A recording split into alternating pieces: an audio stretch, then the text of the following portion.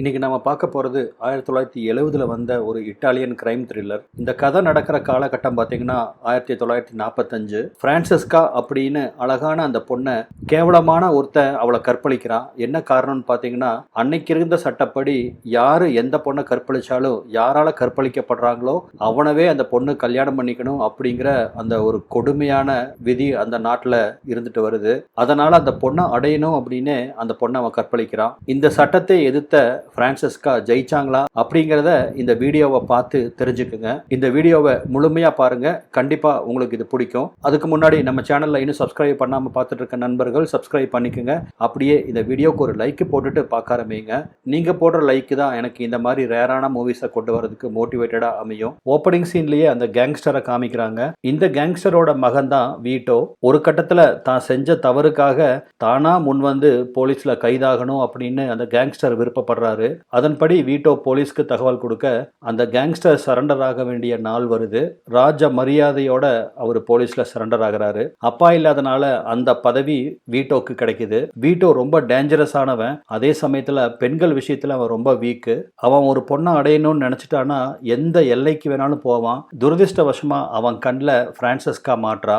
அவளை பார்த்த மாத்திரத்திலேயே வீட்டோக்கு பிடிச்சு போகுது. தன்னோட காதலை வெளிப்படுத்துறான். வீட்டோவோட பேக்ரவுண்ட் என்னன்னு தெரியாத பிரான்சிஸ்கா ஆள் பார்க்கறதுக்கு நல்லா இருக்கான் அப்படிங்கறதால அவனோட ப்ரப்போசலை ஏத்துக்கிறா. இந்த விஷயத்த அவங்க பேரண்ட்ஸ் கிட்ட அவ தெரிவிக்கிறா. அவங்க அப்பா அம்மாவுக்கு ஒரே சந்தேகம், எதுக்காக இவ்வளவு பெரிய ஃபேமிலியில இருந்து ஒருத்தன் ரொம்ப ஏழையான நம்ம பொண்ணை கல்யாணம் பண்ண ஆசைப்படணும் அப்படின்னு அவங்களுக்கு ஒரு சந்தேகம் வருது. இருந்தாலும் பிரான்சிஸ்கா அப்பா அம்மாவை காதல் கத்திரிக்கான்னு பேசி சம்மதிக்கவும் வச்சிடறா. ஆனா பாத்தீங்கன்னா பிரான்சிஸ்காக்கு ஏற்கனவே ஒருத்தர் கூட கல்யாணம் நிச்சயிக்கப்பட்டிருக்கும். இந்த விஷயம் அவருக்கு தெரிய வர கடுப்பான அந்த மாப்பிள்ளை எல்லாத்து முன்னாடியும் வீட்டோவை அவமானப்படுத்துறாரு. ஒரு நாள் அவரை கொத்தா தூக்கிட்டு போய் ட்ரெயின்ல உட்கார வச்சு வீட்டோ தான் யாரு அப்படிங்கிறத சொல்லவும் அந்த மாப்பிளைக்கு டவுசர் நனைஞ்சு போகுது. இனி இந்த பக்கம் தலை வச்சு படுக்க மாட்டேன்டா சாமி அப்படின்னு வீட்டோக்கு சத்தியம் பண்ணி கொடுத்துட்டு ஆள் அன்னைக்கே அங்கிருந்து எஸ்கேப் ஆயிடுறாரு. இதனால வீட்டோக்கு இருந்த ஒரே பிரச்சனையும் இப்போ முடிவுக்கு வந்துருச்சு. மாப்பிளைக்கு புது துணியெல்லாம் தைச்சு கொண்டு போய் கொடுக்குறாங்க பிரான்சிஸ்காவோட அம்மா.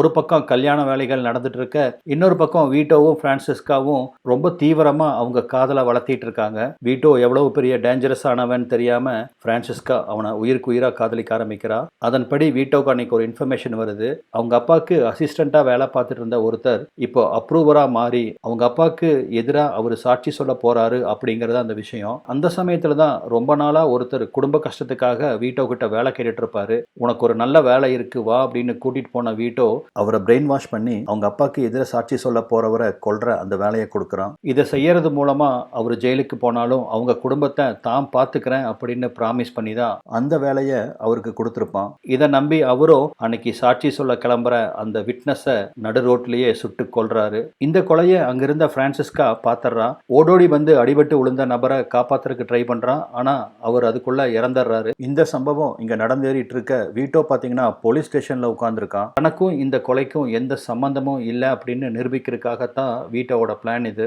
இந்த கொலையை பார்த்த சில மக்கள் வீட்டோ தான் இதுக்கு காரணம் அப்படிங்கிற விஷயத்த பிரான்சிஸ்கா கிட்ட போட்டு விட பிரான்சிஸ்காவோட கனவு கோட்டை ஒரே நொடியில சுக்கு நூறா வெடிச்சு செதறது. இதை தொடர்ந்து வீட்டோக்கும் பிரான்சிஸ்காவுக்கும் மனஸ்தாபம் ஏற்பட, இங்க பாரு எனக்கும் இந்த கொலைக்கும் சம்பந்தம் இல்லை அப்படின்னு தொடர்ச்சியா வீட்டோ மறுக்கிறான். ஆனா அதுக்குள்ள பிரான்சிஸ்காக்கு வீட்டோவை பத்தின முழுமையான தகவல் கிடைச்சிருது. இங்கதான் வீட்டோ தன்னோட சுயரூபத்தை காமிக்க ஆரம்பிக்கிறான். இங்க பார், நீ நினைச்சாலும் என்னை விட்டு போக முடியாது, உன்னை போறதுக்கு நான் அனுமதிக்கவும் மாட்டேன் அப்படின்னு வீட்டோ மிரட்ட, நீ என்ன அனுமதிக்கிறது, நான் உன்னை விட்டு போய் தான் ஆவேன் அப்படின்னு சொல்லி வீட்டோ கூட சண்டை பிடிச்சிட்டு பிரான்சிஸ்கா தன்னோட சொந்த கிராமத்துக்கு திரும்பி வந்துடுறா. எப்படியும் தன்னை தேடி வந்துதான் ஆகணும் அப்படின்னு வீட்டோ ரொம்ப கேஷுவலா இருக்க, ஆனால் பிரான்சிஸ்கா திரும்பி வராததால ஒரு நாள் பிரான்சிஸ்கா வீட்டுக்கே போய் பயங்கரமாக மிரட்ட ஆரம்பிக்கிறான். நீ நினைச்சாலும் என் பார்வையிலிருந்து தப்பி போக முடியாது.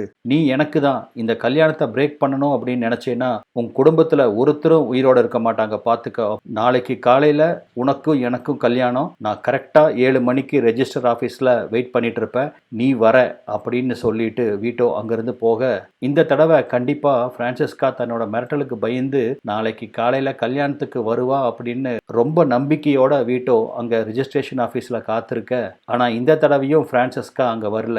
அடுத்த வேலை சாப்பாட்டுக்கே வழி இல்லாத ஒருத்தி தன்னை ரிஜெக்ட் பண்ணிட்டா அப்படிங்கிற அந்த ஈகோ வீட்டோவை டச் பண்ணிட, அவளை ரெண்டில் ஒன்று பண்ண போகிறோம் பார் அப்படின்னு வீட்டோ கிளம்ப வீட்டோவோட ஃப்ரெண்ட்ஸ் தான் தடுக்கிறாங்க.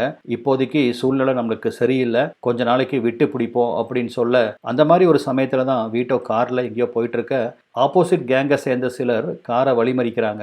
எங்கள் தலைவர் காம்ப்ரமைஸ் பேசுறதுக்காக இன்னைக்கு ஒரு டின்னர் ஏற்பாடு பண்ணியிருக்காரு, கண்டிப்பாக வந்துருங்க அப்படின்னு வீட்டோ கிட்ட சொல்லிட்டு அவங்க போகிறாங்க. அந்த டின்னரில் வீட்டோவும் கலந்துக்கிறான். ஆனால் பார்த்தீங்கன்னா அவங்க பேச்சுவார்த்தை தோல்வியில் தான் முடியுது. அந்த சமயத்தில் தான் அந்த ஆப்போசிட் கேங்காரங்க பிரான்சிஸ்காவை பற்றி பேச ஆரம்பிக்கிறாங்க. உடனே அங்கே ஒரு பெரிய சிரிப்பெல்லாம் ஏற்படுது. ஒரு பொண்ணே உன்னை வேண்டான்னு ரிஜெக்ட் பண்ணிட்டா அப்படின்னு அவங்க வீட்டோவை ரொம்ப கேவலப்படுத்துறாங்க. பிரான்சிஸ்காவால் வீட்டோ நிறைய அவமானங்களை சந்திக்க நேரிடுது. இதுக்கு மேலேயும் என்னால் பொறுத்திருக்க முடியாது அப்படின்னு ஒரு நாள் அவன் ஃப்ரெண்ட்ஸ் கூட சேர்ந்து பிரான்சிஸ்காவை கடத்திட்டு வந்துடுறான். கூடவே அவ தம்பியும் மாட்டிக்கிறான். ரெண்டு பேர்த்தையும் இப்போ ஒரு ரூம்ல அடைச்சு வைக்கிறான். அங்க பாத்தீங்கன்னா கிளார் அப்படின்னு ஒரு லேடி, அவங்க தான் பிரான்சிஸ்காவுக்கு ரொம்ப உதவியா இருக்காங்க. அந்த கிளாருக்கு வீட்டோவை கல்யாணம் பண்ணிக்கணும் அப்படின்னு ஒரு ஆசை இருக்கு. ஒரு கட்டத்துல பிரான்சிஸ்காவோட சமாதானம் பேச வந்த வீட்டோ கிட்ட முதல்ல என் தம்பியை வீட்டுக்கு அனுப்பு, அதுக்கப்புறமா தான் நம்ம பேச்சுவார்த்தை எல்லாம் அப்படின்னு பிரான்சிஸ்கா சொல்ல, அதன்படி அவ தம்பியை அங்கிருந்து விடுவிச்சிடுறாங்க. அடுத்தது என்ன நடக்க போகுதோ அப்படின்னு தெரியாம அந்த வீட்டுக்குள்ளேயே பிரான்சிஸ்காவை அடைச்சு வச்சுட்டு போறான். நாள் கணக்கு மாச கணக்கு ஆகுது.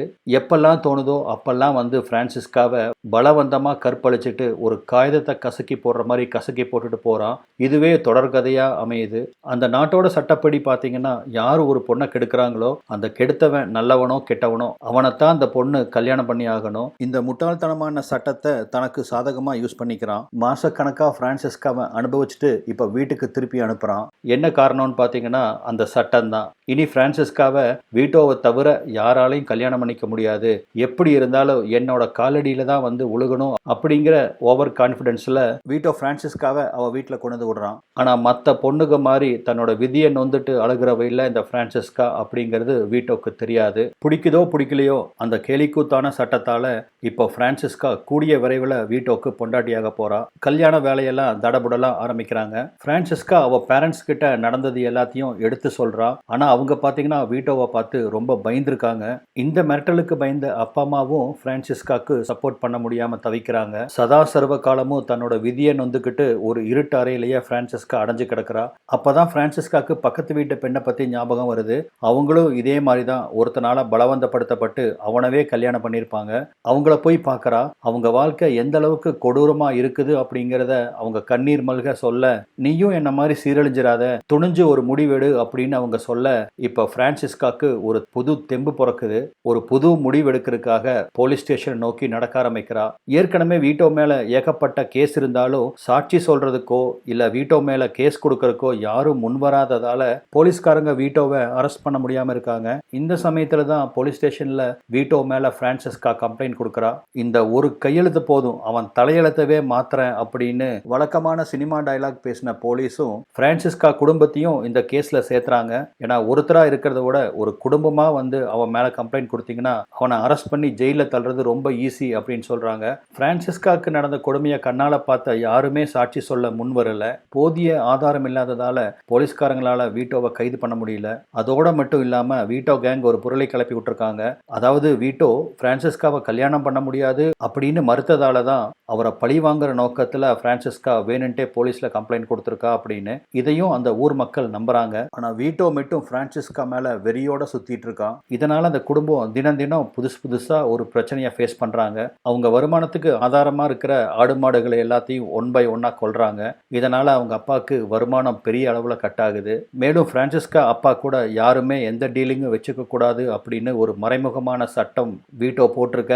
அதனால யாருமே அவர் கூட பிசினஸ் பண்றதுக்கு முன் வரல. இதனால அவருக்கு நிதி இழப்பு ஏற்படுது. குடும்பம் நடத்துறதே இப்ப பெரிய கஷ்டமாக அங்க வந்த வீட்டோ இந்த பிரச்சனைக்கெல்லாம் ஒரு முற்றுப்புள்ளி வைக்கணும்னா உங்க பொண்ணை எனக்கு கல்யாணம் பண்ணி கொடுங்க அப்படின்னு கேட்க, இத்தனை நாள் வீட்டோவை பார்த்து பயந்துட்டு இருந்த அந்த குடும்பம் இப்போ வீட்டோவை எதுக்க ஆரம்பிக்குது. நாங்க செத்தாலும் பரவாயில்ல, உனக்கு மட்டும் கட்டி கொடுக்க மாட்டோம் அப்படின்னு அவங்க அப்பா வீரவசனம் பேச, ஒரே ஒரு தீக்குச்சி கொளுத்தி அந்த வீட்டில் போடவும் அந்த குடும்பமே பதறி போகுது. நல்ல வேளையா கொளுத்தி போட்ட தீக்குச்சிய காலால மிதிச்சு அவனே அணைக்கிறான். அடுத்தது நான் என்ன பண்ண போறேன்னு இப்போ உங்களுக்கு புரிஞ்சிருக்கும். உங்க பொண்ணுக்கு புத்தி சொல்லி அனுப்பிச்சு வைங்க அப்படின்னு சொல்லிட்டு போக, இப்போ அவங்க அம்மா அப்பா அப்படியே அவங்க முடிவிலிருந்து உல்டாவாகிறாங்க.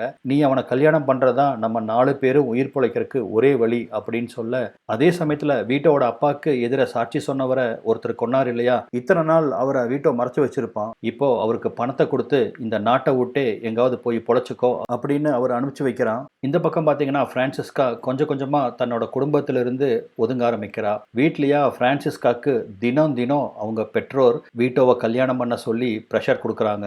ஒரு கட்டத்தில் அவங்க அப்பா அவளை த்ரெட்டன் பண்ண ஆரம்பிச்சிடுறாரு. நீ மட்டும் வீட்டோவை கல்யாணம் பண்ணிக்கலன்னா நான் உனக்கு எதிராக சாட்சி சொல்ல வேண்டியது வரும் அப்படின்னு மிரட்ட, இதை கேட்ட பிரான்சிஸ்காக்கு தாங்கிக்கவே முடியல. சொந்த பொண்ணோட வாழ்க்கையை விட இந்த சொத்து இவங்களுக்கு இவ்வளவு முக்கியமா போச்சா அப்படின்னு ரொம்ப கோவப்படுறா. அன்னைக்கு நைட்டே இந்த சொத்துக்காக தானே நீங்க இவ்வளவு பாடுபடுறீங்கன்னு சொல்லிட்டு அவங்க வீட்டை கொளுத்தி விட்டுறா. அவங்க வீடு முழுக்க எரிஞ்சு போகுது. தான் பெத்த பொண்ணுன்னு கூட பார்க்காம பிரான்சிஸ்காவை அவங்க அப்பா கரிச்சு கொட்டுறாரு. ஏகப்பட்ட சாபம் கொடுக்குறாரு. இப்பதான் பிரான்சிஸ்காக்கு புரியுது இந்த உலகத்துல தனக்குன்னு யாருமே இல்லைன்னு. வீட்டை விட்டு போன பிரான்சிஸ்கா அங்க இருக்கிற ஒரு காஃபி ஷாப்ல வேலைக்கு சேர்றா. இப்ப வரைக்கும் வீட்டோ தன்னோட தவற புரிஞ்சுக்கவே இல்லை. எப்படியாச்சும் பிரான்சிஸ்காவை பழி வாங்கணும் அப்படின்னு அவன் மேல கண்ணு வச்சுட்டு சுத்திட்டு இருக்கிறான். இந்த சமயத்துல தான் ஒரு நாள் பிரான்சிஸ்காவை வீட்டோவோட ஆப்போசிட் கேங் போய் பார்க்குது.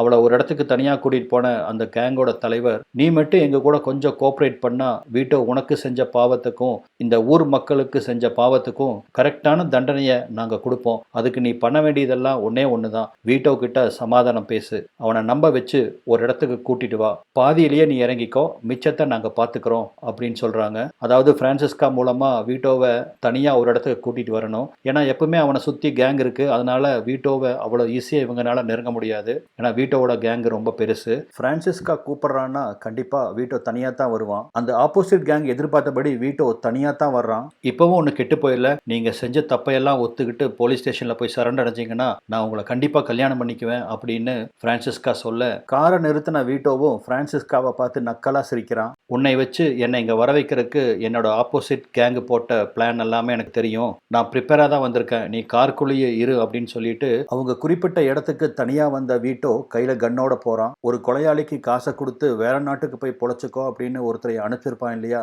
அதே ஆளை ஆப்போசிட் கேங்கு காசு கொடுத்து வீட்டோவை கொல்றதுக்கு ஏற்பாடு பண்ணியிருப்பாங்க. ஆனா வீட்டோவை நேருக்கு நேரு பார்த்த அந்த ஆளுக்கு கைகாலெல்லாம் உதறுது. அதனால அவனை கொல்றது வீட்டோக்கு ஒரு பெரிய விஷயமா இல்லை. வீட்டோ இப்ப நேரா போலீஸ் ஸ்டேஷன் வர, இதோ தன்னோட தப்பையெல்லாம் உணர்ந்து வீட்டோ வந்துட்டாரு அப்படின்னு அவ ரொம்ப ஆனந்தப்படுறா. ஆனா வீட்டோவா இப்பவும் தான் செஞ்ச தப்ப உணர்ற மாதிரியே தெரியல. போலீஸ் ஸ்டேஷன் வந்த வீட்டோ ரொம்ப கேஷுவலா, இந்த பொண்ணை நான் கல்யாணம் பண்ணிக்க இருந்தது உண்மைதான், ஆனா இந்த பொண்ணுக்கு ஏகப்பட்ட ஆண்கள் கூட தொடர்பு இருக்கிறதுனால நான் இவளை கல்யாணம் பண்ண மறுத்துட்டேன். அந்த பழிவாங்கு நோக்கத்துல தான் என் மேல பல்வேறு குற்றங்கள் சுமத்திட்டு இருக்கா அப்படின்னு அப்படியே பிளேட்டை திருப்பி போட, இதை கேட்ட பிரான்சிஸ்கா நொந்தே போயிடுறா. நீ எல்லாம் திருந்தவே மாட்டையா அப்படின்னு அழுக ஆரம்பிக்கிறா. இந்த கேஸை விசாரிக்கிற போலீஸ் ஆபீசரும், இதோ பாரு பிரான்சிஸ்கா, இதுக்கு மேல இந்த கேஸ் கோர்ட்டுக்கு போச்சு அப்படின்னா அங்க நீ நிறைய அவமானங்கள் சந்திக்க நேரிடும், பேசாம இந்த கேஸை வாபஸ் வாங்கிக்கோ அப்படின்னு பிரான்சிஸ்காவை இந்த கேஸை வாபஸ் வாங்க வச்சிடுறாரு. பிரான்சிஸ்காவோட நல்லதுக்காகத்தான் அவர் சொல்றாரு. ஸ்டேஷனை விட்டு வெளியே வந்த பிரான்சிஸ்காவை அங்க இருக்கிற பெண்கள் எல்லாம்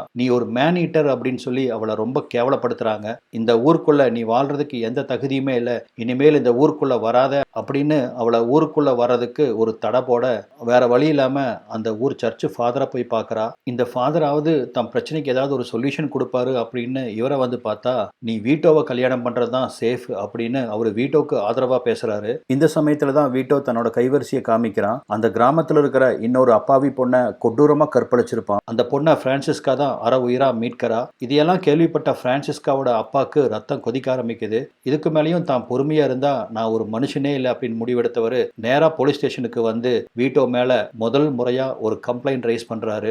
இந்த கம்ப்ளைண்ட்டை அடிப்படையா வச்சு போலீஸ் இப்போ வீட்டோவை கைது பண்றாங்க. கைது பண்ணி தூக்கி ஜெயிலையும் போட்டுறாங்க. ஒரு வழியா ஒரு நீண்ட போராட்டத்துக்கு அப்புறம் பிரான்சிஸ்காக்கு வெற்றி கிடைக்குது. எந்த ஊர் மக்கள் பிரான்சிஸ்காவை மோசமா பேசி ஊரை விட்டு துரத்துனாங்களோ, இப்போ அதே ஊர் மக்கள் பிரான்சிஸ்காவை ஒரு ஹீரோயினா அந்த ஊர்ல கொண்டாட ஆரம்பிக்கிறாங்க. இதோட இந்த படமும் முடியுது. என்னங்க, இந்த படம் டிஃப்ரெண்டா இருந்துச்சா, உங்களுக்கு பிடிச்சதா அப்படிங்கிறத கமெண்ட்ல தெரிவிங்க. நம்ம வேற ஒரு பதிவில் மீண்டும் சந்திக்கலாம். நன்றி.